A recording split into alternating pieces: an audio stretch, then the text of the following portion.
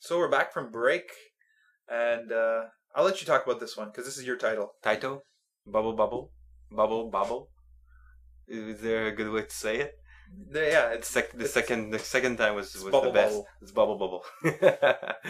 It's a Taito game made in early 1990, 1990. or at least for the NES. 1990. NES. I don't know. I still remember that cartridge when I was young. I did own that game. I don't know where it is anymore. It's sad. It's a big red cartridge with the sticker. You have 2 dinosaurs on it shooting bubbles. It's like, how better can it be? And I remember a lot of times when I was playing this game, my neighbors was coming over just so we can play some co-op mode because it was 2 players. So that's why it made this game. I think that's one of the reasons why I played more. Because it's always fun playing with a buddy. Oh, especially on the NES, there weren't very many games where co-op would be there. Not co-op, yeah. And at least this one was decent. It was well made for the time. And as I said before, you kind of say it's like a puzzle game because basically it's like you have a stage 1, you're shooting bubbles, you need to kill all the enemy, and after it's stage 2 till you go to the 100 stage.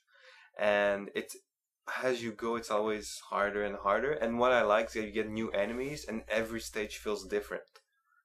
That's what I like. I mean, it's different colors. I know that. If that's what you mean by different. No, because it's the same enemies, the same music. But I know in Bubble, the sequel, it's always the same background. It's always like the forest, the village, whatever. At least it's different colors. It's different design. Yeah.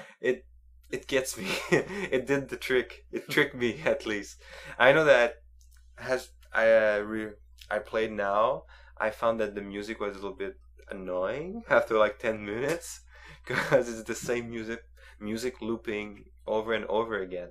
Like I went to the level up to level 30 around, and it never changed. Like sometimes after 10 levels, there's a new music starting. It was the same music over and over again. So it at least it was funny. I was just playing, but I was turning down the volume control, so it was less. It was better, but I did enjoy that game, but I couldn't play more than like 20 minutes. Because it's always the same thing. It's getting harder, but at least when you die, you get the password, and first of all, it's only 5 letters, and it goes up to A letters up to G, so it's not like to Z. Oh, really? Whatever. So it's like it takes you like 10 seconds to write down the password. Oh wow, which is amazing. I didn't realize. I didn't use the password. I just played normally. And yeah, okay, I understand. Yeah, because I always remember, like you were saying, the cartridge is very iconic almost. Like, I think everybody knows what it looks like. They may not know the game. They may never have played it. But yeah, or at least they've seen it before, maybe on the DS, someplace like that, or even sometimes on PC. There's like some B-side developers making some remake of this game. So, or maybe they played Rainbow Island. Maybe it's the same character you told me. Yeah, the little story. Yeah, I guess there is a story to this game. The premise behind it is your little dinosaur was. No, you were a boy before, no? Yeah, you were a boy, and then you were turned into a dinosaur by the evil wizard, and you're trying to save, I guess, your girlfriend or your sister. I don't know what it is. I think it's your girlfriend, because in the Bubble, the sequel, you see like they chit-chat each other in the forest. You're right. There was a story in that one too. It's kind of weird what happened there. I don't know how they added a story to this kind of game, but that was the nature of NES games. Yeah, they would just put a story on anything and it would sell. Because I mean, all you needed was a good concept, good gameplay, catchy tune, and if co-op was there, it was automatic hit. Yeah, it was Nintendo Power. Non-seal of quality game. Definitely. So, I mean, I couldn't sit through this game for more than 10 minutes. No. Just because I never grew up with it. I know you did, and you kind of chose this But even me, I play like maybe like 10 minutes more than you, and that was it. Younger, I was playing more, but at least, I guess for the time, it was better. There was nothing else. Yeah. I don't think this Bobble has aged well, but I think if they made a remake on the Xbox Live Marketplace, They could probably sell a lot of those. It's weird because Taito only made games for DS now. I think they should like go to the Xbox Live Arcade instead of doing those like Bubble, whatever remakes they're doing now. They should make like new titles over there, even on the PSN. It would be fun Yeah, because they're still there and they have some great games.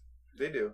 Taito's. I'm surprised for almost 40 years now. Yeah, like they Been started. developing. Yeah, they started around in '75 for arcade games. Yeah, It's pretty. they're still current and they're still active. It's good for them. It is.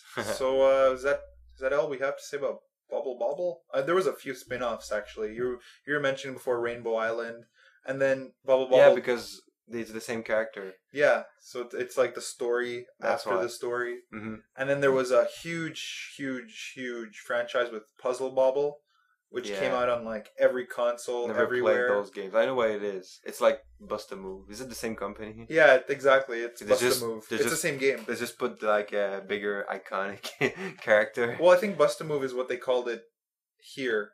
Oh, and in Japan it's the dinosaur. Yeah, it's Puzzle Bobble. Yeah, I Or- could see more popular over there. Bubble. Yeah, because they really do like those puzzle games, and it was that type of game was very unique because I don't think it's been repeated, by anybody else since then. And at the time, it was I a don't new think so. new type of puzzle game. Mhm. Whereas today, it's pretty much Tetris and everything Tetris related is a puzzle game. But that was pretty unique for the time. The Puzzle Bubble, Bust a Move, Bust a Move. and then the later not so popular Bust a Groove. Is it the same or? No, that was a dancing game, but it's Okay. made by Taito. Okay. It's pretty funny. I'll have to show you YouTube of that. Yeah. It seems pretty funny. It's like Simon Says, but in a video game form.